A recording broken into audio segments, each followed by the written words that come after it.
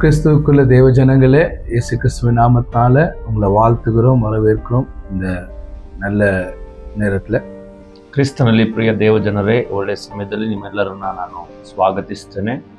Christ search international channel மூலமாக உங்களோடு கூட தேவனுடைய வார்த்தையை பகிர்ந்து கொள்றதுல நான் கர்த்தருக்கு நன்றி செலுத்துகிறேன். ಕ್ರೈಸ್ಟ್ ಚರ್ಚ್ ಇಂಟರ್ನ್ಯಾಷನಲ್ ಮೂಲಕವಾಗಿ ನಿಮ್ಮ ಮಧ್ಯದಲ್ಲಿ ವಾಕ್ಯವನ್ನು ಹಂಚಿಕೊಳ್ಳಲಿಕ್ಕೆ ನಾನು ಬಹಳ ಇಷ್ಟಪಡುವನಾಗಿದ್ದೇನೆ. யாரெல்லாம் எங்களுடைய வீடியோஸ் பார்த்து ஆசீர்வாதம் பெற்று இருக்கீங்களோ, இந்த கிரைஸ்ட் சர்ச் இன்டர்நேஷ்னல் யூடியூப் சேனலை சப்ஸ்கிரைப் பண்ணுங்கள். உங்களுடைய டெஸ்டிமோனிஸை நீங்கள் எங்களோடு கூட பகிர்ந்து கொள்ளலாம். கீழே இருக்கிறதான அந்த தொலைபேசி நம்பரில் வாட்ஸ்அப்பில் நீங்கள் தொடர்பு கொள்ளலாம். உங்கள் ப்ரேயர் ரிக்வெஸ்ட்டாக இருக்கட்டும், இல்லை உங்கள் டெஸ்டிமோனிஸாக இருக்கட்டும், எங்களோடு கூட பகிர்ந்து கொள்ளுங்கள். நாங்களும் கர்த்தரை மகிமைப்படுத்தும் உங்களோடு ಕೂಡ ಸೇರಿದೆ. ಈ ಕ್ರೈಸ್ಟ್ ಚರ್ಚ್ ಇಂಟರ್ನ್ಯಾಷನಲ್ ಚಾನಲ್ ಮೂಲಕವಾಗಿ ಪ್ರಯೋಜನವನ್ನು ಹೊಂದುತ್ತಾ ಇರುವಂಥ ಆತ್ಮೀಯ ಪ್ರಿಯ ಜನಗಳೇ, ನೀವು ಹೊಂದಿಕೊಳ್ಳುತ್ತಾ ಇರುವಂಥ ಆಶೀರ್ವಾದವನ್ನ ನೀವು ನಿಮ್ಮ ಸಾಕ್ಷಿಗಳನ್ನ ನಮಗೆ ಕೆಳಗೆ ಕಾಣಿಸ್ತಾ ಇರುವಂಥ ಆ ಒಂದು ಸಂಖ್ಯೆಗೆ ನೀವು ಕಳಿಸಬಹುದು. ಅದರ ಮೂಲಕವಾಗಿ ನಾವು ಸಹ ದೇವರನ್ನ ಮಹಿಮೆಪಡಿಸಬಹುದು. இந்த மார்ச்லேருந்து மிட் ஆஃப் மார்ச்லேருந்து மே மந்த் வரைக்கும் பிள்ளைகளுடைய ஹாலிடேஸு, எல்லாரும் வெளியே நீங்கள் ஹாலிடேக்கு போயிருக்கலாம். எல்லாம் முடிச்சு இப்போ திருப்பியும் மறுபடியும் ஸ்கூலு, ஃபேமிலிஸ், ரெஸ்பான்சிபிலிட்டி, இப்படி நிறைய காரியங்களில் நம்ம லைஃப் ரோல் ஆகின்னு இருக்கலாம். ಕಳೆದ ಮೇ ತಿಂಗಳು ಏಪ್ರಿಲ್ ತಿಂಗಳಲ್ಲಿ ಮಕ್ಕಳಿಗಿರುವಂಥ ರಜೆ ದಿನಗಳಲ್ಲಿ ನೀವು ಹೊರಗಡೆ ಹೋಗಿರ್ಬೋದು. ಅನೇಕ ಕಡೆ ಹೋಗಿ ನೀವು ಮತ್ತೆ ಹಿಂತಿರುಗಿ ಮತ್ತೆ ನಿಮ್ಮ ಕೆಲಸ ಕಾರ್ಯಗಳಿಗೆ ನೀವು ತೊಡಗಿಕೊಳ್ಳುತ್ತಾ ಇರಬಹುದು. கர்த்தர் நல்லவர், அவர் கிருபை என்றும் உள்ளது. ಕರ್ತನು ಒಳ್ಳೆಯವನು, ಆತನ ಕೃಪೆಯು ಶಾಶ್ವತವಾದದ್ದು. இன்னைக்கு கூட உங்களோடு கூட நான் ஒரு வசனத்தின் மூலமா இந்த செய்தியை தொடங்க விரும்புகிறேன். ரோமர் 12ஆம் அதிகாரம் 1-2 வசனம். ಇವತ್ತು ಸಹ ನನ್ನ ಸಂದೇಶವನ್ನ ರೋಮ ಪತ್ರಿಕೆ 12ನೇ ಅಧ್ಯಾಯ 1-2 ವಾಕ್ಯದಿಂದ ನಾನು ಆರಂಭ ಮಾಡಿಕೊಳ್ಳುತ್ತೇನೆ. உங்களுக்காக நாங்கள் தமிழ்ல கன்னடால வாசிக்கிறோம். ನಿಮಗೋಸ್ಕರವಾಗಿ ನಾವು ತಮಿಳ್ ಭಾಷೆಯಲ್ಲಿ ಮತ್ತು ಕನ್ನಡ ಭಾಷೆಯಲ್ಲಿ ನಾವು ಓದುವಂತವರಾಗಿರ್ತೇವೆ. இன்றைக்கு என்னோடு கூட சகோதரர் லைஃபன் கன்னடா ಟ್ರಾನ್ಸ್ಲೇಷನ್ பண்ணும்படி வந்திருக்கிறாரு. அவருக்காக கூட நான் கர்த்தரை ஸ்தோத்திரிக்கிறேன். ಇವತ್ತು ಕನ್ನಡದ ಭಾಷಾಂತರವನ್ನ ಮಾಡಲಿಕ್ಕೆ ಬ್ರದರ್ ಲೈಫನ್ ಅವರು ನಮ್ಮ ಮಧ್ಯದಲ್ಲಿ ಬಂದಿದ್ದಾರೆ. ಅವರಿಗಾಗಿ ದೇವರಿಗೆ ಕೃತಜ್ಞತೆಯನ್ನು ಸಲ್ಲಿಸ್ತೇನೆ. ರೋಮರ್ 12:1-2 வசனம். ರೋಮ ಪತ್ರಿಕೆ 12ನೇ ಅಧ್ಯಾಯ 1 ಮತ್ತು 2ನೇ ವಾಕ್ಯ. இப்படி இருக்க சகோதரரே, நீங்கள் உங்கள் சரீரங்களை பரிசுத்தமும் தேவனுக்கு பிரியமான ஜீவபலியாக ஒப்பு கொடுக்க வேண்டும் என்று தேவனுடைய இரக்கங்களை முன்னிட்டு உங்களை வேண்டிக் கொள்ளுகிறேன். இதுவே நீங்கள் செய்யத்தக்க புத்தியுள்ள ஆராதனை. நீங்கள் இந்த பிரபஞ்சத்திற்கு ஒத்த வேஷம் தெரியாமல் தேவனுடைய நன்மையும் பிரியமும் பரிபூர்ணமான சித்தம் என்னதென்று பகுத்தறியத்தக்கதாக உங்கள் மனம் புதிதாகிறதுனாலே ಮರುರೂಪமாகுங்கள். ನೀವು ನಿಮ್ಮ ದೇಹಗಳನ್ನು ದೇವರಿಗೆ ಮೀಸಲಾಗಿಯೂ ಮೆಚ್ಚುಗೆಯಾಗಿಯೂ ಇರುವ ಸಜೀವ ಯಜ್ಞವಾಗಿ ಅರ್ಪಿಸಿರಿ. ಇದೇ ನಿಮ್ಮ ವಿವೇಕಪೂರ್ವಕವಾದ ಆರಾಧನೆಯು. இன்னைக்கு நம்ம மைண்டை பத்தி சில காரியங்களை நம்ம பார்க்க போகிறோம். ಇವತ್ತು ಸಹ ನಮ್ಮ ಯೋಚನೆಗಳನ್ನ ಕುರಿತು ನಾವು ಮಾತನಾಡಲಿಕ್ಕಿದ್ದೇವೆ. ஏன்னா வேதம் சொல்லுகிறது, உன் ஆத்துமா வாழ்வது போல நீ எல்லாவற்றிலும் வாழ்ந்து ಸುಗಮಾಯಿರು ಮಗನೇ. ದೇವರ ವಾಕ್ಯ ಹೇಗೆ ಹೇಳ್ತದೆ, ನಿನ್ನ ಆತ್ಮವು ಅಭಿವೃದ್ಧಿ ಹೊಂದುವ ಪ್ರಕಾರವಾಗಿ ಎಲ್ಲಾ ವಿಷಯದಲ್ಲಿ ಅಭಿವೃದ್ಧಿ ಹೊಂದಿ ಸುಖವಾಗಿ ಇರು ಎಂಬುದಾಗಿ ಹೇಳುತ್ತದೆ. ಇನ್ನೊಂದು ವಚನத்தை ಕೂಡ ವಾಸಿக்கிறேன். ನೀತಿಮೂಲಿಕೆயின் ಪುಸ್ತகம். ಇನ್ನೊಂದು ವಾಕ್ಯವನ್ನು ಸಹ ನಾವು ಓದುವಂತರಾಗಿರ್ತೇವೆ. 23வது அதிகாரம் ಜ್ಞಾನೋಕ್ತಿ 23ನೇ ಅಧ್ಯಾಯ 7வது வசனம். ಅದರ 7ನೇ ವಾಕ್ಯ. அவன் இருதயத்தின் நிறைவு எப்படியோ அப்படியே அவன் இருக்கிறான். புசியும் பானம் பண்ணும் என்று அவன் உன்னோடே சொன்னாலும் ಅವನ இருதயம் ಉನ್ನೋಡೆ ಇರಾದೆ.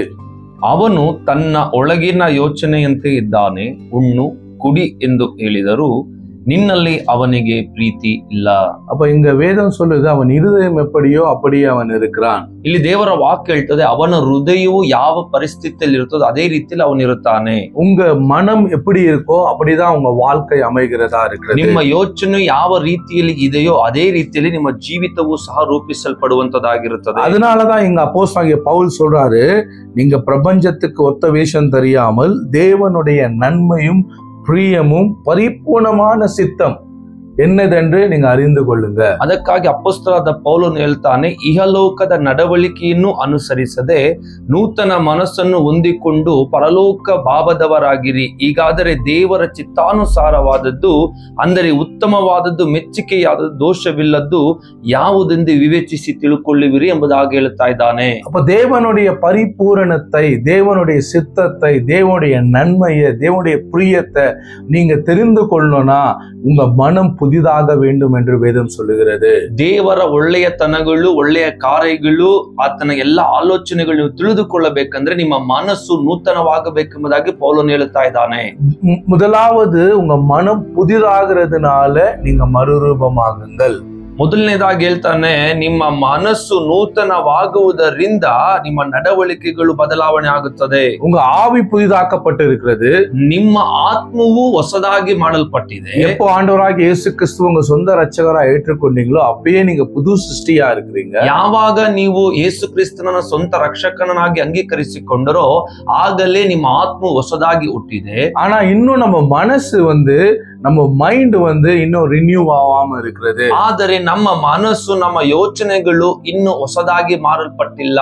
ஏன்னா நம்ம மைண்ட் அது ஒரு தோட்டம் மாதிரி, அது ஒரு கார்டன் மாதிரி. அது ನಮ್ಮ ಒಂದು ಯೋಚನೆ ಎನ್ನುವಂತ ಒಂದು ತೋಟದ ರೀತಿಯಲ್ಲಿ, ನಮ್ಮ ಮೈಂಡ್ ஒரு கார்டன் மாதிரி. ನಮ್ಮ ಆಲೋಚನೆಗಳು, ನಮ್ಮ ಒಂದು ಭಾವನೆಗಳು ಎಲ್ಲವೂ ಸಹ ತೋಟದೋಪಾದಿಯಲ್ಲಿ ಇರುತ್ತದೆ. இன்னைக்கு உங்களுடைய மைண்ட நீங்க சரியான ரீதியில கல்டிவேட் பண்ணலன்னா அந்த மைண்ட்ல இருந்து நீங்க சரியா நன்மையானதை நீங்க பார்க்க முடியாது. ನೀವು ಆ ಮನಸ್ಸಿನಲ್ಲಿ ಸರಿಯಾದ ಕಾರ್ಯಗಳನ್ನ ನೀವು ಅದರಲ್ಲಿ ಉತ್ಪತ್ತಿ ಮಾಡದೆ ಹೋದರೆ ನಾವು ಒಳ್ಳೆ ಕಾರ್ಯಗಳನ್ನ ಹೊಂದಿಕೊಳ್ಳಲಿಕ್ಕೆ ಸಾಧ್ಯವಿಲ್ಲ.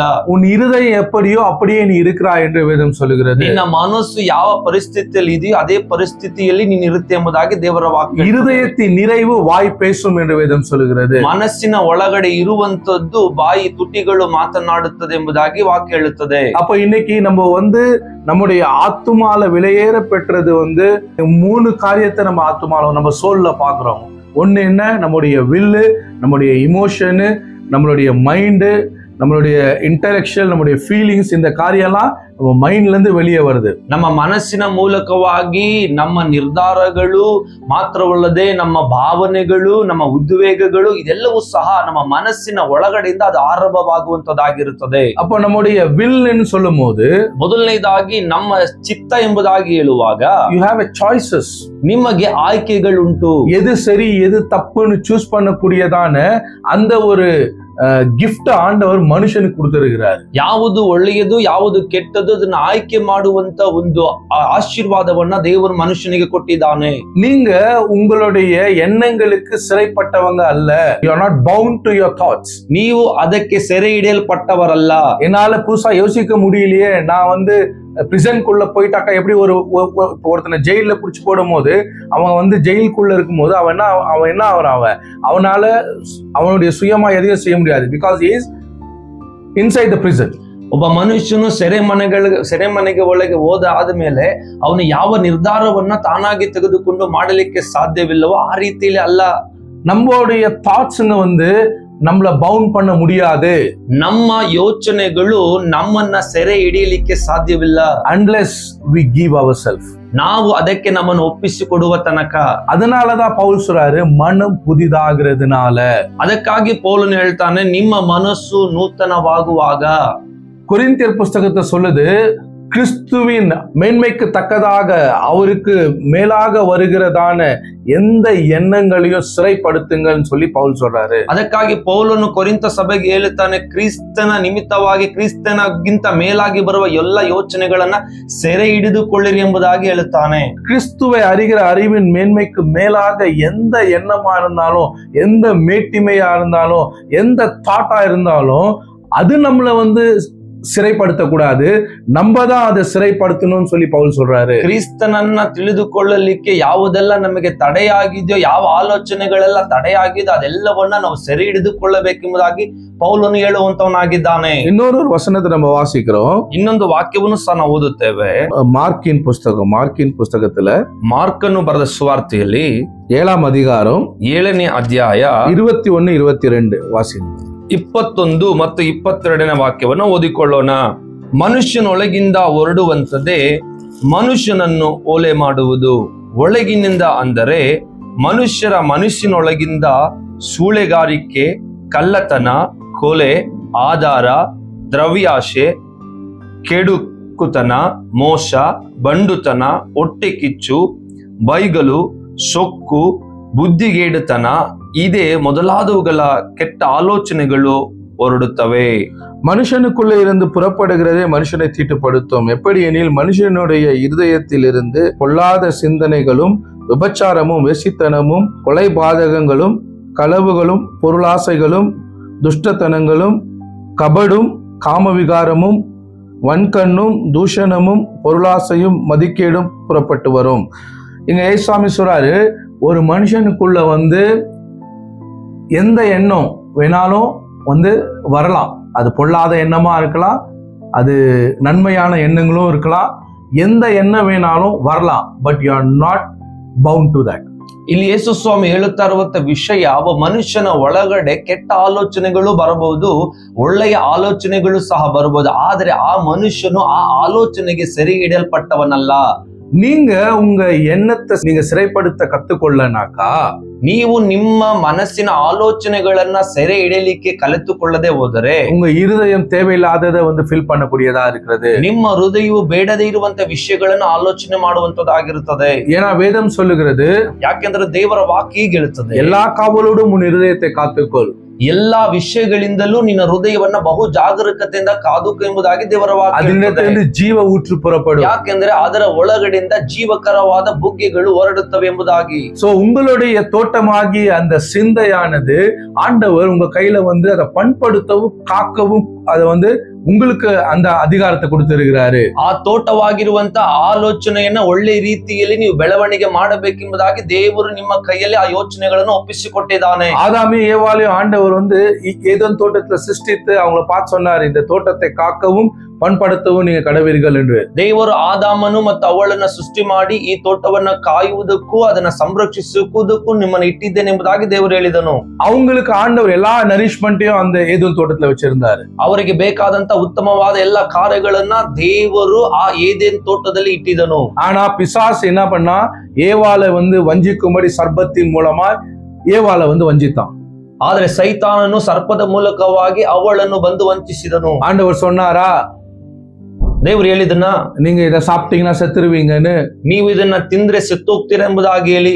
என்னைக்குமே எப்போ நீங்க இது கலை, இது தேவையில்லாத தாட்டு நீங்க எப்படி கண்டுபிடிக்க முடியும்னாக்கா, இப்ப எதெல்லாம் உங்க இருதயத்துல சந்தேகத்தையும் பயத்தையும் குழப்பத்தையும் கொண்டு வருகிறதோ அந்த விஷயத்தை உங்க மைண்ட்ல என்டர்டைன் பண்ணவே கூடாது.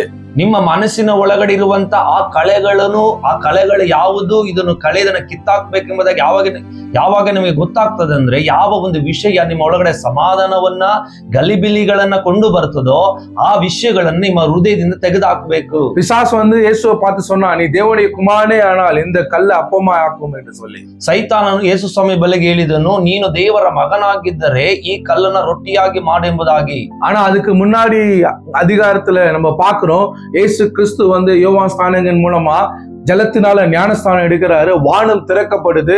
அந்த இடத்துல தேவன் பிதாவாகிய தேவன் சொல்றாரு, இவர் என்னுடைய நேசகுமாரன், இவர் மேல் நான் பிரியமா இருக்கிறேன். ಇದಕ್ಕಿಂತ ಹಿಂದಿನ ಅಧ್ಯಾಯದಲ್ಲಿ ಓದುವಾಗ ಸ್ಥಾನಿಕನಾದ ಯೋಹಾನನು ಯೇಸು ಸ್ವಾಮಿಗೆ ದೀಕ್ಷಾಸ್ನಾನವನ್ನ ಕೊಟ್ಟು ಮೇಲಕ್ಕೆ ಬರುವ ಸಮಯದಲ್ಲಿ ತಂದೆಯಾದ ದೇವರು ಹೇಳಿದನು, ಈತನು ಪ್ರಿಯನಾಗಿರುವ ನನ್ನ ಮಗನು, ನಾನು ಈತನನ್ನ ಮೆಚ್ಚಿದ್ದೇನೆ ಎಂಬುದಾಗಿ ಹೇಳಿ. ஆனா ஆண்டவர் சொன்ன அதே விஷயத்தை, அதே வாக்குத்தத்தத்தை, அதே ஐடென்டிட்டிய பிசாசு ஒரு சந்தேகமா, ஒரு குழப்பமா இயேசுவை அவன் கேட்கிறான்.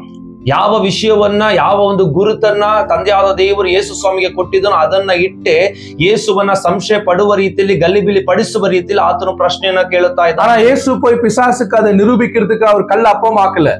ಯೇಸು ಸ್ವಾಮಿ ಹೋಗಿ ಅವನಿಗೆ ಅದನ್ನ ಸ್ಥಾಪಿತ ಮಾಡಬೇಕೆಂಬುದಾಗಿ ಹೇಳಿ ಆ ಕಲ್ಲನ್ನ ಯೇಸು ಸ್ವಾಮಿ ರೊಟ್ಟಿಯಾಗಿ ಮಾಡಲಿಲ್ಲ. அதுக்கு அவர் பதிலாக என்ன பண்ணாரு, அவர் சத்தியத்தை பேசினாரு. ಅದಕ್ಕೆ ಬದಲಾಗಿ ಯೇಸು ಸ್ವಾಮಿ ಏನನ್ನ ಮಾಡಿದ, ಸತ್ಯವನ್ನ ಆತನಿಗೆ. மனுஷன் அப்பத்தினால் மாத்திரம் இல்ல, தேவனுடைய வாயிலிருந்து புறப்படுகிற ஒவ்வொரு வார்த்தையினாலும் பிழைப்பான் என்று எழுதியிருக்கிறது என்று சொன்னாரு. ಯೇಸು ಸ್ವಾಮಿ ಹೇಳಿದ್ರು, ಮನುಷ್ಯನು ರೊಟ್ಟಿ ಮಾತ್ರದಿಂದ ಬದುಕುವುದಿಲ್ಲ, ದೇವರ ಬಾಯಿಂದ ಹೊರಡುವ ಪ್ರತಿಯೊಂದು ಮಾತಿನಿಂದಲೂ ಬದುಕುವನೆಂಬುದಾಗಿ ಬರೆದದೆ ಎಂಬುದಾಗಿ ಸೈತಾನನಿಗೆ ಯೇಸು ಸ್ವಾಮಿ ಉತ್ತರವನ್ನ ಕೊಟ್ಟರು. உங்க எண்ணங்கள்ல எப்பெல்லாம் கர்த்தருடைய வாக்கு தத்தத்தை, கர்த்தருடைய வார்த்தையை, கர்த்தருடைய சத்தியத்தை, உங்க விசுவாசத்துக்கு விரோதமா எழும்புகிற எந்த எண்ணங்கள் வந்தாலும் நீங்க அந்த இடத்துல குழப்பமே ஆக தேவையில்லை, பயப்பட தேவையில்லை, கலங்க தேவையில்லை. You are finished work of the Christ. கிறிஸ்து நமக்காக செய்து முடித்ததான அந்த விஷயத்தை நீங்க விசுவாசிக்கும் போது உங்க எண்ணங்களை நீங்க சிறைப்படுத்த முடியும். ನಿಮ್ಮ ಯೋಚನೆಗಳಲ್ಲಿ ಬರುವಂತ ತಪ್ಪಾದ ಕಾರ್ಯಗಳನ್ನ ನೀವು ಕ್ರಿಸ್ತನು ಮಾಡಿ ಮುಗಿಸಿದಂತ ಕಾರ್ಯಗಳನ್ನ ನಂಬುವಾಗ ಅದನ್ನ ಬಹಳ ಸುಲಭವಾಗಿ ಅದನ್ನ ಎದುರಿಸಿ ನೀವು ನಿಲ್ಲಬಹುದು. ஏன்னா பிசாசுடைய எண்ணமே உங்களுக்குள்ள சந்தேகத்தையும் பயத்தையும் குழப்பத்தையும் கொண்டு வந்து கர்த்தர் உங்க மேல வைத்திருக்கிறதான அவருடைய பரிபூர்ண சித்தத்திலிருந்து உங்களை வழி விலக செய்யறதுதான். ಸೈತಾನನ ಒಂದು ದೊಡ್ಡ ಆಲೋಚನೆಗೆ ದೇವರ ಮೇಲೆ ಇಟ್ಟಿರುವಂತ ಚಿತ್ತದಿಂದ ನಿಮ್ಮನ್ನ ಆತನು ಸರಿಸಿ ನಿಮ್ಮನ್ನ ಕೆಳಗಡೆ ಬೀಳಿಸಿ ನಿಮ್ಮನ್ನ ಆತನು ತಳ್ಳಬೇಕೆಂಬುದಾಗಿ ಆತನ ಉದ್ದೇಶ ಇದೆ. ஏன்னா அதனாலதான் இயேசுசாமி சொன்னாரு, நீங்க எண்ணத்தை உண்போம், எண்ணத்தை குடிப்போம் என்று நீங்க எண்ணத்தை உடுப்போம் என்று உங்க சரீரத்துக்காக நீங்க கவலைப்படாதிருங்க. ಅದಕ್ಕಾಗಿ ಯೇಸು ಸ್ವಾಮಿ ಹೇಳಿದ್ರು, ಏನನ್ನ ತಿನ್ಬೇಕು, ಏನನ್ನ ಒದ್ದಿಕೊಳ್ಳಬೇಕೆಂಬುದಾಗಿ ನೀವು ಚಿಂತೆ ಮಾಡಬೇಡಿ ಎಂಬುದಾಗಿ ಯೇಸು ಸ್ವಾಮಿ ಹೇಳಿದ್ರು. ஆனா இந்த கவலை நம்ம மைண்டை விட்டு எப்பவுமே என்ன ஆகுது, எப்பவுமே பிசாசு அது ஒரு பேட்டலா கொண்டு வரான். என்னத்தை நம்ம செய்ய போறோம், எப்படி ஃபீஸ் கட்ட போறோம், எப்படி நம்ம வீட்டு வாடகை கட்ட போறோம், எப்படி இந்த விஷயத்தை நம்ம செய்ய போறோம் அப்படின்னு சொல்லி தேவையில்லாத ஒரு குழப்பத்தையும் பயத்தையும் பிசாசு என்ன பண்றான், நமக்குள்ள விதைக்கிறவனா இருக்கிறான். ಈ ಒಂದು ವಿಷಯವನ್ನ ಸೈತಾನ ಏನ್ ಮಾಡ್ತಾನೆ, ಮಕ್ಕಳಿಗೆ ಫೀಸ್ ಕಟ್ಟಬೇಕು, ಬಾಡಿಗೆ ಕಟ್ಟಬೇಕು, ಈ ರೀತಿಯಾದ ಅನೇಕ ಆಲೋಚನೆಗಳನ್ನ ಆತನು ತೆಗೆದುಕೊಂಡು ಬಂದು ನಮ್ಮನ್ನ ಗಲಿಬಿಲಿ ಮಾಡಿ ನಮ್ಮ ಆಲೋಚನೆಗಳನ್ನ ಆತನು ಬಾಧಿಸುವವನಾಗಿರ್ತಾನೆ. ஏன்னா பிசாசுடைய போராயுதமே அவனுடைய கலையான, அவனுடைய பொய்யான வார்த்தைகள் தான் நம்முடைய விசுவாசத்தையும் நம்முடைய ஆசுவாத்தையும் அது தடை செய்கிறதா இருக்கிறது. ಸೈತಾನನ ಅತಿ ದೊಡ್ಡ ಆಯುಧ ಯಾವುದೆಂಬುದಾಗಿ ನೋಡುವಾಗ ಅವನು ಬಿತ್ತುವಂತ ಕಲೆ ಅಂದ್ರೆ ಸುಳ್ಳಾದ ಮಾತುಗಳು ನಮ್ಮ ಜೀವಿತದಲ್ಲಿ ಅದು ಕಲೆಯಾಗಿ ಅದು ಆತನ ಆಯುಧವಾಗಿ ನಮ್ಮ ಮೇಲೆ ಪರಿಣಾಮ ಬೀಳುವಂತದಾಗಿರುತ್ತದೆ. அதனாலதான் நம்ம சிந்தைய நம்ம காவல் காக்க வேண்டியதா இருக்கிறது. எல்லா எண்ணத்தையும் நம்ம என்டர்டைன் பண்ணக்கூடாது. ಅದಕ್ಕಾಗಿಯೇ ನಾವು ನಮ್ಮ ಚಿಂತನೆಗಳನ್ನು ಆ ಕಡೆ ಈ ಕಡೆ ಚದರಿಸಬಾರದು. ಅದನ್ನ ಕುರಿತು ನಾವು ಪದೇ ಪದೇ ಯೋಚನೆ ಮಾಡಬಾರದು. நமக்கு ஒருவேளை பிசாசு ஒரு கலையை விதைக்கும் போது அந்த கலையை நம்ம தோட்டத்துல அவ விதைக்கும் போது அது என்ன பண்ணக்கூடாது, நம்ம அதுக்கு ஜீவனையோ அதுக்கு அது வளரக்கூடியதான புஷ்டியோ நம்ம என்ன பண்ணக்கூடாது, அதுக்கு நம்ம என்டர்டைன் பண்ணக்கூடாது. ನಮ್ಮ ತೋಟದಲ್ಲಿ ಸೈತಾನನು ಕಲೆಯನ್ನ ಬಿತ್ತುವಾಗ ಆ ಕಲೆ ಬೆಳೆಯಲಿಕ್ಕೆ ಬೇಕಾದಂತ ಪೌಷ್ಟಿಕತೆಯನ್ನ ನಾವು ಕೊಡಲೇಬಾರದು. நாம் அதை பண்படுத்த வேண்டியதா இருக்கிறது. ನಾವು ಅದನ್ನ ಸರಿಯಾಗಿ ಬೆಳೆಸುವಂತವರಾಗಿರಬೇಕು. எப்படி பண்படுத்துறது, ಅದನ್ನ ಯಾವ ರೀತಿಯಲ್ಲಿ ನಾವು ಸರಿಪಡಿಸುವಂತ, எதெல்லாம் சத்தியத்துக்கு விரோதமா இருக்கிறதோ, ಯಾವುದೆಲ್ಲ ಸತ್ಯಕ್ಕೆ ವಿರುದ್ಧವಾಗಿದೆಯೋ, இல்ல எதெல்லாம் தேவனுக்கு பிரியமில்லாம இருக்கிறதோ, ಯಾವುದೆಲ್ಲ ದೇವರಿಗೆ ಇಷ್ಟವಿಲ್ಲದೆ ಇದೆಯೋ, எதெல்லாம் நன்மை இல்லாம தீமையா இருக்கிறதோ, ಯಾವುದೆಲ್ಲ ಒಳ್ಳೆಯದಿಲ್ಲದೆ ಕೆಟ್ಟದಾಗಿದೆಯೋ, எதெல்லாம் நமக்கு ஆசீர்வாதம் இல்ல சாபமா இருக்கிறதோ, ಯಾವುದೆಲ್ಲ ಆಶೀರ್ವಾದವಿಲ್ಲದೆ ಶಾಪವಾಗಿದೆಯೋ, அதெல்லாம் நீங்க ஏற்றுக்கொள்ள வேண்டிய அவசியம் இல்ல. ಅದು ಯಾವುದನ್ನು ನೀವು ಅಂಗೀಕರಿಸಿಕೊಳ್ಳಬೇಕಾದ ಅವಶ್ಯಕತೆ ಇಲ್ಲ. You have to stand against to that. ನೀವು ಅದಕ್ಕೆ ವಿರುದ್ಧವಾಗಿ ನಿಂತುಕೊಳ್ಳಬೇಕು. நீங்க எதிர்த்து நிற்கும் போது அந்த எண்ணங்கள் உங்களை விட்டு ஓடி போகிறதா இருக்கு. ನೀವು ಅದನ್ನ ವಿರೋಧಿಸಿ ನಿಲ್ಲುವಾಗ ಆ ಒಂದು ಆಲೋಚನೆಗಳು ನಿಮ್ಮನ್ನ ಬಿಟ್ಟು ಓಡಿ ಹೋಗುವಂತದ್ದಾಗಿರುತ್ತದೆ. ஆனா பிசாசுடைய தந்திரமே என்ன, அந்த ஒரு பயத்தை நமக்குள்ள போட்டு, அந்த ஒரு சந்தேகத்தை நமக்குள்ள போட்டு, கர்த்தர் நம்ம மேல வைத்திருக்கிறதான நன்மையை, கர்த்தர் நம்ம மேல வைத்திருக்கிற ஆசீர்வாதத்தை எப்படி ஆகிலும் அவன் திருட வேண்டும் என்று அவன் என்ன பண்றான், அவன் பிரயாசப்படுகிறவனா இருக்கிறான். ಸೈತಾನನ ತಂತ್ರವೇ ದೇವರು ನಮ್ಮ ಮೇಲಿಟ್ಟಿರುವಂತ ಆಲೋಚನೆಗಳ ಆಶೀರ್ವಾದಗಳನ್ನು ಹೇಗಾದ್ರೂ ನಮ್ಮಿಂದ ಕಸಿದುಕೊಳ್ಳಬೇಕೆಂಬುದಾಗಿ ಹೇಳಿ ಆತನು ಬೇಡವಾದ ಆಲೋಚನೆಗಳನ್ನು ನಮ್ಮ ಮನಸ್ಸಿನಲ್ಲಿ ಆತನು ಹಾಕುವನಾಗಿರುತ್ತಾನೆ. ஆனா கர்த்தர் நல்லவரா இருக்கிறார். ಆದರೆ ದೇವರು ಒಳ್ಳೆಯವನಾಗಿ ಇದ್ದಾನೆ. வாக்கு பண்ணினவர் உண்மையுள்ளவர். ವಾಗ್ದಾನವನ್ನ ಮಾಡಿದ ಆತನು ನಂಬಿಗಸ್ತನು. அவர் சொல்லியும் செய்யாதிருப்பாரோ, ಆತನು ಹೇಳಿಯೂ ಮಾಡದೆ ಇರುತ್ತಾನೋ. கவலைப்படாதன்னு அவர் நம்மளை பார்த்து சொல்றாருன்னா அவர் நமக்கான எல்லாவற்றையும் ஆயத்தப்படுத்தினவரா இருக்கிறார். ಆತನು ಚಿಂತೆ ಮಾಡಬೇಡ ಎಂಬುದಾಗಿ ಹೇಳಿರುವುದಾದ್ರೆ ನಮಗಿರುವಂತ ಎಲ್ಲವನ್ನು ಈಗಾಗಲೇ ಆತನು ಎಲ್ಲವನ್ನ ನೇಮಿಸಿಟ್ಟಿದ್ದಾನೆ. ஆனா அந்த ஒரு நம்ம செட்டில் மைண்டுக்குள்ள, புத்திக்கும் மேலான தேவ சமாதானத்துக்குள்ள நம்ம வரணும்னாக்கா முதலாவது நமக்கு எதிராய் வருகிற எண்ணங்களை நாம் சிறைப்படுத்துகிறவளா இருக்க வேண்டும். ಈ ರೀತಿಯಾಗಿ ನಾವು ಸರಿಯಾದ ಮಾರ್ಗದಲ್ಲಿ ನಡೆಯಬೇಕಾದರೆ, ಅದನ್ನ ನಾವು ಸೆರೆ ಹಿಡಿಯಬೇಕಾದ್ರೆ ನಾವು ಒಳ್ಳೆಯ ಆಲೋಚನೆಯಲ್ಲಿ ಮೊದಲನೇದಾಗಿ ನಾವು ಬರಬೇಕು. இந்த காலை வேளையில இந்த வார்த்தைகளை கேட்டுக்கொண்டிருக்கிற என் அன்பான ஜனங்களை உங்களை பார்த்து சொல்லுகிற, கர்த்தர் உங்க மேல நன்மையானதை வைத்திருக்கிறார். கர்த்தர் உங்களுக்கு பிரிய பிரியமானதை வைத்திருக்கிறார். அவருடைய பரிபூர்ண சித்தம் நீங்க வாழ்ந்து சுகமாயிருப்பது. அதனால எதை குறித்து நீங்க கவலைப்படாதீங்க, பயப்படாதீங்க. எந்த எண்ணத்தையும் நீங்க செயல்படுத்த ಕಟ್ಟುಕೊಳ್ಳುங்க.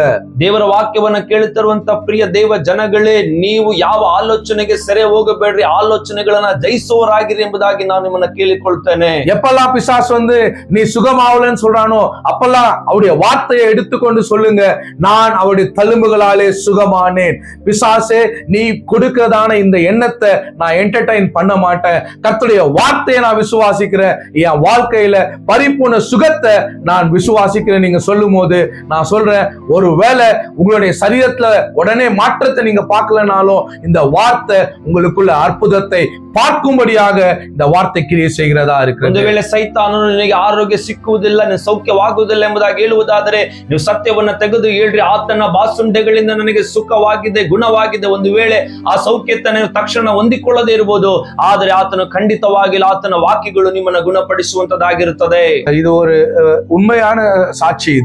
ಇದು ಒಂದು ನಿಜವಾದಂತ ಸಾಕ್ಷಿ. ஒரு சகோதரி ஒரு க்ரூசைட்ல போயிட்டு அந்த அம்மாக்கு சரீரத்துல ராஷஸ் பல வருஷமா இருந்துச்சு. ಈ ಒಂದು ಚರ್ಮದ ರೋಗವು ಬಹಳ ವರ್ಷಗಳಿಂದ ಅವರ ದೇಹದಲ್ಲಿ ಇತ್ತು. ஒரு நாள் அவங்க அந்த க்ரூசைட் போகும்போது, ಒಂದು ದಿನ ಆ ಸುವಾರ್ತೆ ಕೂಟಕ್ಕೆ ಅವರು ಹೋಗುವಾಗ அங்க தேவனுடைய வார்த்தையை கேட்கும் போது, ಅಲ್ಲಿ ಅವರು ದೇವರ ವಾಕ್ಯವನ್ನ ಕೇಳಿಸಿಕೊಳ್ಳುವಾಗ அந்த ஊழியக்காரர் சொன்னார், ப்ராஃபட்டிக்கா சொன்னாரா, இங்க யாரோ ஒருத்தங்க ஸ்கின் டிசீஸ்ல இருக்கீங்க, இப்பொழுதே ஆண்டவர் உங்களை சுகமாக்குறாருன்னு சொன்னாராம். ಅವರು ಪ್ರವಾದನೆಯಾಗಿ ಅವರು ಹೇಳಿದ ಮಾತು ಏನಂತ ಹೇಳಿದ್ರೆ, ಇಲ್ಲಿ ಈ ಕೂಟದಲ್ಲಿ ಯಾರೋ ಒಬ್ಬರು ಆ ಒಂದು ಚರ್ಮದ ರೋಗದಿಂದ ಬಾಧಿಸುವಿಕೆಯನ್ನು ಹೊಂದುತ್ತಾ ಇದ್ದೀರಾ, ಅವರಿಗೆ ದೇವರು குணப்படுத்தானே என்பதாக எழுதுரு.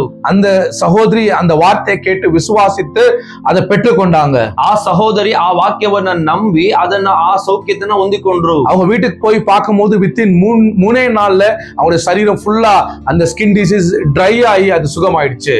ಆ ಮನೆಗೆ ಹೋಗಿ 3 ದಿನದ ನಂತರವಾಗಿ ಆ ಒಂದು ಎಲ್ಲ ಚರ್ಮದ ರೋಗವು ಅದು ಒಣಗಿ ಹೋಗಿ ಅದು ಗುಣವಾಯಿತು. 3 மாசம் கழிச்சு ತಿರುಗ 3 ತಿಂಗಳು ಕಳೆದು அவங்க கிச்சன்ல வேலை செய்து கொண்டிருக்கும் போது, ಅವರ ಒಂದು ಅಡುಗೆ ಮನೆಯಲ್ಲಿ ಕೆಲಸ ಮಾಡುತ್ತಾ ಇರುವಾಗ அவங்களுடைய கால்ல ஒரு சின்ன அந்த ஸ்கின் டிசீஸ் ஆரம்பிக்கிற மாதிரி இருந்துச்சாம். ಮತ್ತೆ ಆ ಒಂದು ಕಾಲಿನ ಭಾಗದಲ್ಲಿ ಆ ಒಂದು ಚರ್ಮದ ರೋಗ ಆರಂಭವಾಗುವ ರೀತಿಯಲ್ಲಿ ಅವರಿಗೆ ತೋಚಿತು. அப்ப அவங்களுடைய எண்ணங்கள்ல பிசாசு பேசுறானா. ಆಗ ಆ ಸೈತಾನನು ಅವರ ಆಲೋಚನೆಗಳೇ ಮಾತನಾಡಲಿಕ್ಕೆ ಪ್ರಾರಂಭ ಮಾಡಿದನಂತೆ. நீ சொன்னல பூரணமா சுகமாயிட்டேன்னு பாரு, உனக்கு மறுபடியும் இந்த டிசீஸ் இருக்கு. ಅವನು ಹೇಳದನಂತೆ, ನೀನು ಪರಿಪೂರ್ಣವಾಗಿ ಸೌಖ್ಯತೆಯನ್ನು ಹೊಂದಿದೆ ಎಂಬುದಾಗಿ ಹೇಳಿದಲ್ಲ, ನೋಡು ಆ ಒಂದು ಚರ್ಮಕರದ ರೋಗ ಮತ್ತೆ ಆರಂಭವಾಗ್ತಾ ಇದೆ ಎಂಬುದಾಗಿ ಹೇಳಿ. அப்ப அவங்க சொன்னாங்களா, ಆಗ ಅವ್ರು ಹೇಳಿದ್ರಂತೆ, இயேசு எனக்கு சுகமாக்கினார் என்பதை நான் பரிபூர்ணமா விசுவாசிக்கிறேன். நான் எண்ணத்தை பார்க்கிறேனோ இதை நான் கேன்சல் பண்றேன், இதை நான் பிலீவ் பண்ண மாட்டேன்னு சொல்லி அவங்க எண்ணத்துல இருந்து அந்த எண்ணத்தை அவங்க எதிர்த்து அதை கேப்சர் பண்ணி ஆண்டவருக்கு நன்றி சொல்ல ஆரம்பிச்சாங்க. ಅವ್ರು ಹೇಳಿದ್ರಂತೆ, ನಾನು ಈ ಒಂದು ರೋಗವನ್ನ ನಾನು ಎಲ್ಲ ನನ್ನ ದೇಹದಿಂದ ತೆಗೆದಾಕ್ತೇನೆ, ನಾನು ಯಾವುದನ್ನ ನೋಡುತ್ತೇನೆ ಅದನ್ನ ನಂಬೋದಿಲ್ಲ, ಯೇಸು ನನ್ನ ಈಗಾಗಲೇ ಗುಣಪಡಿಸಿದಾನೆ, ನಿನ್ನ ಎಲ್ಲ ಯೋಚನೆಗಳನ್ನ ನಾನು ತೆಗೆದಾಕ್ತೇನೆ ಎಂಬುದಾಗಿ ಹೇಳಿ ಅದನ್ನ ಎಲ್ಲವನ್ನ ಅವರು ತೆಗೆದಾಕಿ ರದ್ದು ಮಾಡಿದ್ರಂತೆ. அதை கேன்சல் பண்ணி அவங்க ஆண்டவரை ஸ்தோத்திரம் பண்ணும்போது மறுநாள் பார்க்கும்போது அந்த கால்ல இருந்த அந்த பிளேஸ் கூட கம்ப்ளீட்டா ஹீல் ஆயிடுச்சு. ಆ ರೀತಿಯಲ್ಲಿ ಅವರು ಆ ವಿಷಯವನ್ನ ರದ್ದು ಮಾಡಿ ಅನಂತರವಾಗಿ ಅವರು ಪ್ರಾರ್ಥನೆ ಮಾಡಿದ ಬಳಿಕವಾಗಿ ಆ ಕಾಲಿನಲ್ಲಿ ಆ ಒಂದು ಕಾಣಿಸಲ್ಪಟ್ಟಂತ ಚರ್ಮದ ರೋಗವು ಅದು ಗುಣವಾಗಿತ್ತು. அடுத்து 12 வருஷம் அவங்க ஹீல் ஆகி இப்போ வரைக்கும் 12 வருஷம் ஆச்சுன்னு அந்த ஊழியக்காரர் சொன்னாரு. 12 வருஷமா இன்னும் அந்த டிசீஸ் அவங்களுக்கு திருப்பி வரவே இல்லை, அவங்க பரிபூர்ண சுகமா இருக்கிறாங்க.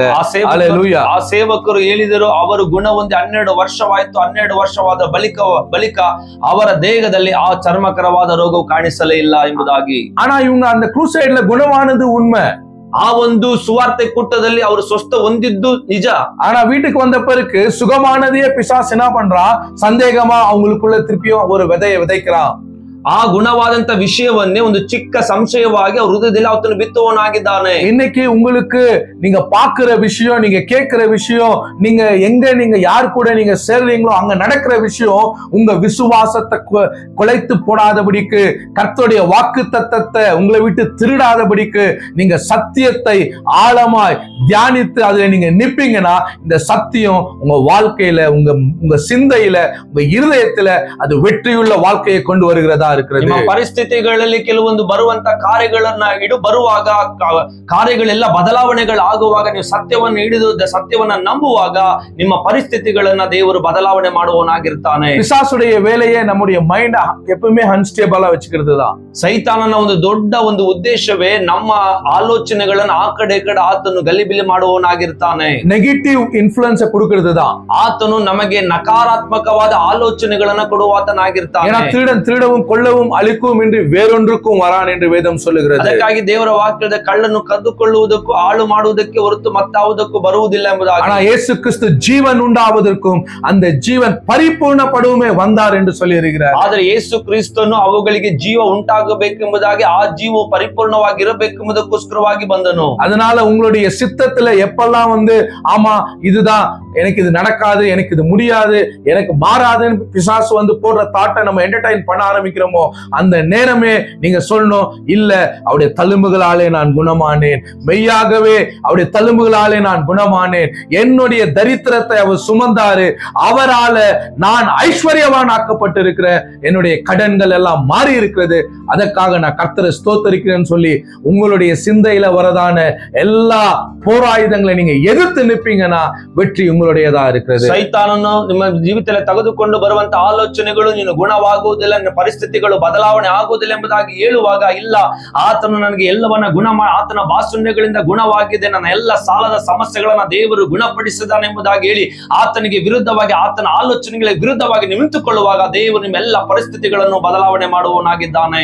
நீங்க பழையவைகளை சிந்திக்காதீங்க, பூர்வமானவைகளை யோசிக்காதீங்க, கர்த்தர் உங்களுக்கு எல்லாம் புதிதாய் மாற்றி இருக்கிறார். ಹಳೆಯ ಕಾರ್ಯಗಳನ್ನ ಪುರಾತನವಾದ ಕಾರ್ಯಗಳನ್ನ ಯೋಚನೆ ಮಾಡಬೇಡ್ರಿ, ಯಾಕೆಂದ್ರೆ ದೇವರು ಈಗಾಗಲೇ ಎಲ್ಲವನ್ನ ನಿಮಗೆ ನೂತನ ಮಾಡಿದ್ದಾನೆ, ಹೊಸದಾಗಿ ಮಾಡಿದ್ದಾನೆ. ஆனா நம்ம பழைய மனசு, நம்முடைய பழைய அனுபவங்க, நம்ம வந்ததான நிறைய அந்த பேகேஜ்ங்க எப்பவுமே நம்மள என்ன பண்ணோம், கர்த்தர் நமக்கு வைத்திருக்கிற கானானை பார்க்காதபடிக்கு, கர்த்தர் நம்மளை கொண்டு போயிருக்கிற கானானுடைய ஆஸ்வாத்துல நம்ம வாழாதபடிக்கு இந்த எகிப்தின் எல்லா பாரங்களும் நம்மளை பின்னோக்கி இழுக்கிறதா இருக்கிறது. ನಮ್ಮ ಇಂದಿನ ಜೀವಿತಗಳು, ಎಲ್ಲ ಇಂದಿನ ಭಾವನೆಗಳು, ನಮ್ಮ ಇಂದಿನ ಕಾರ್ಯಗಳು, ಆ ಒಂದು ಐಗುಪ್ತದ ಅನುಭವಗಳು ನಮ್ಮ ಮುಂದಿರುವಂತ ಕಾನಾನನ್ನ ನಮ್ಮ ಕಣ್ಣ ಮುಂದೆ ಅದೇನ್ ಮಾಡ್ತದೆ, ಮರೆ ಮಾಡುವಂತದಾಗಿರ್ತದೆ. ಅದೆಲ್ಲವನ್ನು ನಾವು ತೆಗೆದಿಟ್ಟು ನಾವು ಕಾನಾನ ಒಳಗಡೆ ಹೋಗಬೇಕು. நீங்க கானானுக்குள்ள போகிறது இல்ல, நம்ம கானான்ல தான் வாழ்றோம், அதை விசுவாசிக்கணும். கர்த்தர் என்ன பரிபூர்ண வாழ்க்கையை கொடுத்திருக்கிறாரு, நான் பார்க்கிற எல்லாம் டெம்பரவரி, என்னுடைய தேவன் எனக்கு சகல ஆஸ்வாத்தையும் கிறிஸ்து இயேசுக்குள்ள அவர் கொடுத்திருக்கிறார். உங்க மைண்ட நீங்க என்ன பண்ணணும், எப்பொழுதுமே புதிதாக்கி கொண்டு இருக்கணும். ನಾವು ಕಾನಾನ್ ಒಳಗಡೆ ಪ್ರವೇಶಿಸುವುದಿಲ್ಲ, ಯಾಕಂದ್ರೆ ನಾವು ಇವಾಗಲೇ ಕಾನಾನ್ ಒಳಗಡೆ ಇದ್ದೀವಿ. ಯಾಕಂದ್ರೆ ನಮಗೆ ಬೇಕಾದಂತ ಎಲ್ಲವನ್ನ ಕರ್ತನು ಒದಗಿಸಿ ಕೊಟ್ಟಿದ್ದಾನೆ, ಅದೆಲ್ಲವನ್ನ ಆತನು ಮಾಡಿ ಮುಗಿಸಿದ್ದಾನೆ. அதனாலதான் எல்லா காவலோடும் உங்க இருதயத்தை காத்துக்கொள்ளணும். ಅದಕ್ಕಾಗಿ ಬಹಳ ಜಾಗರೂಕತೆಯಿಂದ ನಿಮ್ಮ ಹೃದಯಗಳನ್ನ, ನಿಮ್ಮ ಮನಸ್ಸುಗಳನ್ನು ನೀವು ಕಾಯ್ದುಕೊಳ್ಳಬೇಕು. ஆண்டவராகிய இயேசு கிறிஸ்து உங்களை குறித்து என்னெல்லாம் சொன்னாரோ அது ஒன்னும் வீணாய் போகாது, அது ஒன்னும் திரையில விழாது. அவர் சொல்லியும் செய்யாதிருப்பாரோ விசுவாசிக்கிறவனுக்கு எல்லாம் கூடும் என்று வேதம் சொல்லுகிறது. ಅದಕ್ಕಾಗಿ ಕರ್ತನಾದ ಯೇಸು ಕ್ರಿಸ್ತನು ಹೇಳಿರುವಂತ ಎಲ್ಲ ಮಾತುಗಳು ಅದು ನೆರವೇರಿಸುವಂತದಾಗಿತ್ತು. ಆತನು ನುಡಿದು ಆತನು ನೆರವೇರಿಸದೆ ಇರುವನು, ಆತನು ಮಾತು ಕೊಟ್ಟು ಅದನ್ನು ನೆರವೇರಿಸದೆ ಇರುವನೆಂಬುದಾಗಿ ದೇವರ ವಾಕ್ಯ, ಯಾಕಂದ್ರೆ ಆತನು ನಂಬಿಗಸ್ತನಾಗಿದ್ದಾನೆ. இன்னைக்கு கூட நான் உங்களை பார்த்து சொல்றேன், ஆண்டவர் உங்களை வாளாக்காமல் தலையாக்குவார், கீழாக்காமல் மேலாக்குவார், நீ கையிட்டு செய்கிறதெல்லாம் கர்த்தர் வாய்க்க செய்வார் என்று சொல்லுகிறேன். ಯಾಕಂದ್ರೆ ಆತನು ನಿಮ್ಮನ್ನ ಬಾಲವನ್ನಾಗಿ ಅಲ್ಲ, ಆತನು ಶಿರಸ್ಸನ್ನಾಗಿ ಮಾಡುತ್ತಾನೆ. ನೀವು ಕೈಯಿಟ್ಟು ಮಾಡುವ ಎಲ್ಲ ಕೆಲಸಗಳನ್ನ ದೇವರು ಆಶೀರ್ವಾದ ಮಾಡುವನಾಗಿರುತ್ತಾನೆ. நீங்கள் கடன் வாங்காதிருப்பீர்களாக, நீங்க ஜனங்களுக்கு கடன் கொடுக்கும்படியாக கர்த்தர் உங்களுடைய வருமானத்தை பெருக செய்வாராக. ನೀವು ಸಾಲವನ್ನ ತೆಗೆದುಕೊಳ್ಳುವುದಿಲ್ಲ, ನೀವು ಸಾಲಗಳನ್ನ ಕೊಡುವವರಾಗಿ ನಿಮ್ಮ ಕೈಯಿನ ಪ್ರಯಾಸಗಳನ್ನ ದೇವರು ಆಶೀರ್ವಾದ ಮಾಡುವನಾಗಿರುತ್ತಾನೆ. இன்னைக்கு சாப்பிடுறதுக்கே ஒண்ணும் இல்ல, இன்னைக்கு எனக்கு பசங்களுக்கு ஃபீஸ் கட்டுறதுக்கே ஒண்ணும் இல்ல, என்னால இன்னொருத்தங்களுக்கு எப்படி ஹெல்ப் பண்ண முடியும்னு நினைக்காதீங்க. கர்த்தர் உங்களுடைய இருதயத்துல அவர் ஜீவனுள்ள நதிகள் புறப்பட்டு ஓடும் என்று சொல்லி இருக்கிறாரு. என்னை விசுவாசிக்கூட இருதயத்திலிருந்து ஜீவனுள்ள நதிகள் புறப்பட்டு ஓடும் என்று சொல்லி இருக்கிறாரு. ನನಗೆ ತಿನ್ನಲಿಕ್ಕೆ ಊಟ ಇಲ್ಲ, ನಾನು ಹೇಗೆ ಆಶೀರ್ವಾದವಾಗಿರಲಿ ಎಂಬುದಾಗಿ ಯೋಚನೆ ಮಾಡಬೇಡಿ, ಯಾಕೆಂದ್ರೆ ನಾನು ನಂಬುವವನ ಹೊಟ್ಟೆ ಒಳಗಡೆಯಿಂದ ಜೀವಕರವಾದ ಬೊಗ್ಗೆಗಳನ್ನ ಹರಿಸುತ್ತೇನೆ ಎಂಬುದಾಗಿ ದೇವರು ಹೇಳುತ್ತಾನೆ. நீங்க விசுவாசிக்கும் போது, ನೀವು ಅದನ್ನ ನಂಬುವಾಗ, நீங்க ஆண்டவரை ஸ்தோத்தரிக்கும் போது, ದೇವರನ್ನ ಸ್ತೋತ್ರ ಮಾಡುವಾಗ, ஆண்டவர் எனக்கு செய்து முடித்தார் என்று சொல்லி உங்களுடைய சிந்தைக்கு நீங்க பேசும்போது, ದೇವರು ನನಗಾಗಿ ಎಲ್ಲವನ್ನ ಮಾಡಿ ಮುಗಿಸಿದ್ದಾನೆ ಎಂಬುದಾಗಿ ನಿಮ್ಮ ಚಿಂತೆಗೆ ನೀವು ಮಾತನಾಡುವಾಗ, இனி நான் இந்த பாவத்துக்கோ இந்த சாபத்துக்கோ இந்த கடத்துக்கோ இந்த வியாதிக்கோ நான் அடிமைப்பட்டவன் அல்ல, கிறிஸ்து என்னை விடுவித்து இருக்கிறார் என்று சொல்லி நீங்க ஆழமா அதை அறிக்கை செய்து நீங்க உங்க இருதயத்துல நம்பும் போது, ನೀವು ಈ ಪಾಪಕ್ಕೋ ಈ ವ್ಯಾಧಿಗೋ ಈ ಸಾಲಕ್ಕೋ ನಾನು ದಾಸನಲ್ಲ, ಕ್ರಿಸ್ತನ ಎಲ್ಲದಿಂದ ಬಿಡುಗಡೆ ಮಾಡಿದ್ದಾನೆಂಬುದಾಗಿ ಹೇಳಿ ನಿಮ್ಮ ಆಲೋಚನೆಗೆ ವಿರುದ್ಧವಾಗಿ ನೀವು ನಿಂತುಕೊಳ್ಳುವಾಗ சூப்பர் நேச்சுரல் டோர் உங்களுக்காக திறக்கப்படும். ಎಲ್ಲ ಪ್ರಕೃತಿಗೆ ಮೀರಿದಂತ ಆ ಒಂದು ಕದಗಳು ನಿಮಗಾಗಿ ಆತನು ತೆರೆಯುವವನಾಗಿ ஆண்டவர் எப்படி வேணா செய்வாரு. ದೇವರು ಯಾವ ರೀತಿಯಲ್ಲಿ ಬೇಕಾದ್ರೂ ಮಾಡಬಹುದು. அவர் செய்ய நினைத்ததை எந்த மனுஷனும் தடை செய்ய முடியாது. ಯಾಕಂದ್ರೆ ಆತನು ಮಾಡಲಿಕ್ಕೆ ಯೋಚನೆ ಮಾಡಿದನ್ನ ಯಾವ ಮನುಷ್ಯನು ನಿಲ್ಲಿಸಲಿಕ್ಕೆ ಸಾಧ್ಯವಿಲ್ಲ. யாரும் திறக்க முடியாத கதவை நம்ம ஆண்டவர் திறக்கிறவரா. ಯಾರು ತೆರೆಯದೇ ಇರುವಂತ ಕದಗಳನ್ನ ಬಾಗಿಲುಗಳನ್ನ ಆತನು ತೆರೆಯುವವನಾಗಿರುತ್ತಾನೆ. யாரும் பூட்ட முடியாத கதவை என் தேவன் பூட்டுகிறவரா இருக்கிறார். ಯಾರು ಬಾಗಿಲನ್ನ ಹಚ್ಚಲಿಕ್ಕೆ ಆಗದೇ ಇರುವಂತ ಕದಗಳನ್ನ ಆತನು ಬಾಗಿಲನ್ನ ಹಚ್ಚುವವನಾಗಿದ್ದಾನೆ. இன்னைக்கு கேட்கிறதான என் ஜனமே, உனக்கு ஆண்டவர் அநேக டோரை ஓபன் பண்ணுவார் என்று உன் வாழ்க்கையில நான் பேசுகிறேன் இயேசுவின் நாமத்தால. ಈ ವಾಕ್ಯವನ್ನ ಕೇಳಿಸಿಕೊಳ್ಳುವಂತ ಪ್ರಿಯ ದೇವ ಜನಗಳೇ, ನಿಮ್ಮ ಜೀವಿತದಲ್ಲಿ ದೇವರು ಅನೇಕ ಬಾಗಿಲ ನಿಮಗಾಗಿ ತೆರೆಯಲಿ ಎಂಬುದಾಗಿ ನಾನು ಆಜ್ಞಾಪಿಸ್ತಾ ಇದ್ದೇನೆ. அது நன்மைக்கு எதுவா இருக்கும், ಅದು ಒಳ್ಳೆಯ ಕಾರ್ಯಗಳಿಗೆ ಅದು ಬದಲಾಗಿರುತ್ತದೆ, அது ஜீவனுள்ளதா இருக்கும், ಅದು ಜೀವಕರವಾಗಿರುತ್ತದೆ, அது பரிபூர்ணமா இருக்கும், ಅದು ಪರಿಪೂರ್ಣವಾಗಿರುತ್ತದೆ. நீ செய்வதை கர்த்தர் அது பெருக செய்வார் என்று சொல்லி உன்னை ஆஸ்வதிக்கிறேன். ನೀನು ಮಾಡುವ ಎಲ್ಲಾ ಕಾರ್ಯಗಳನ್ನ ದೇವರು ಅಭಿವೃದ್ಧಿ ಮಾಡಲಿ ಎಂಬುದಾಗಿ ನಿನ್ನನ್ನು ಆಶೀರ್ವದಿಸ್ತಾ ಇದ್ದಾನೆ. God bless you.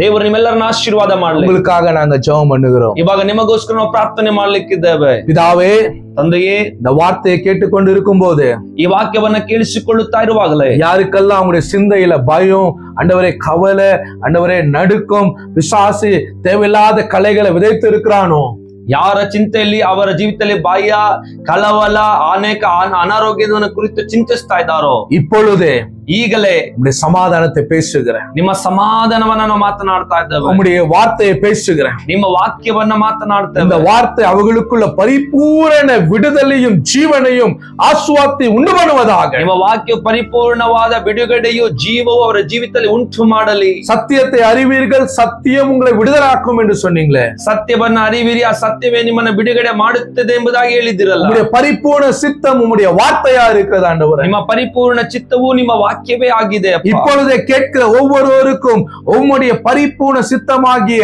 ஆண்டவருடைய வார்த்தையின் ஆஸ்வாதம் அவங்களுடைய சிந்தையை ஆண்டவரே இன்னும் ஆசீர்வதிப்பதாக. ವಾಕ್ಯವನ್ನ ಕೇಳಿಸಿಕೊಳ್ಳುತ್ತಾ ಇರುವಂತ ನಿನ್ನ ವಾಕ್ಯವಾದ ಪರಿಪೂರ್ಣತೆ ಮೂಲಕವಾಗಿ ಅವರ ಚಿಂತೆಗಳೆಲ್ಲವನ್ನ ನೂತನ ಪಡಿಸಲಿದೆ. அவங்க குடும்பம் ஆஸ்வதிக்கப்படட்டும், ಅವರ ಕುಟುಂಬಗಳ ಆಶೀರ್ವಾದವಾಗಿ, வேலைகள் ஆஸ்வதிக்கப்படட்டும், ಅವರ ಕೆಲಸಗಳು ಆಶೀರ್ವಾದವಾಗಿರಲಿ. இந்த சீசன்ல எதெல்லாம் ஆண்டவரே அவங்களுக்கு நெருக்கமும் எதெல்லாம் ஆண்டவரே ரொம்ப பாரமா இருக்கோ, கர்த்தர் எல்லாவற்றையும் மாற்றி கர்த்தருடைய ஆசீர்வாதத்தினால் நிரப்புவீராக. ಈ ಕಾಲದಲ್ಲಿ ಯಾವುದೆಲ್ಲ ಅವರಿಗೆ ಒತ್ತಡವಾಗಿದೆ, ಯಾವುದೆಲ್ಲ ಅವರಿಗೆ ಭಯವಾಗಿದೆ, ಅದೆಲ್ಲವನ್ನ ಈ ಕಾರ್ಯಗಳಲ್ಲಿ ಸ್ವಾಮಿ ನೀನು ಅದ್ಭುತ ಮಾಡು ದೇವರೇ. இப்பொழுதே சுகம் வேண்டும் என்று ஆண்டவரே சுகத்துக்காக காத்திருக்கிறவர்களுக்கு கர்த்தருடைய வார்த்தையினால் உம்முடைய தழும்புகளாலே அவர்கள் குணமாவார்கள் என்று சொல்லி நாங்கள் ஜெபிக்கிறோம். ಯಾರೆಲ್ಲ ಸೌಖ್ಯತೆಗಾಗಿ ಬೇಡುತ್ತಾ ಇದ್ದಾರೋ ದೇವರೇ, ನಿನ್ನ ಬಾಸುಂಡೆಗಳಿಂದ ವಾಕ್ಯದ ಮಹತ್ವದಿಂದ ಅವರಿಗೆ ಗುಣವಾಗಲಿ ಸ್ವಾಮಿ. அற்புதம் நடப்பதாக, ಅದ್ಭುತಗಳು ನಡೆಯಲಿ இயேசுவின் நாமத்தினாலே, ಯೇಸುವಿನ ನಾಮದಲ್ಲಿ.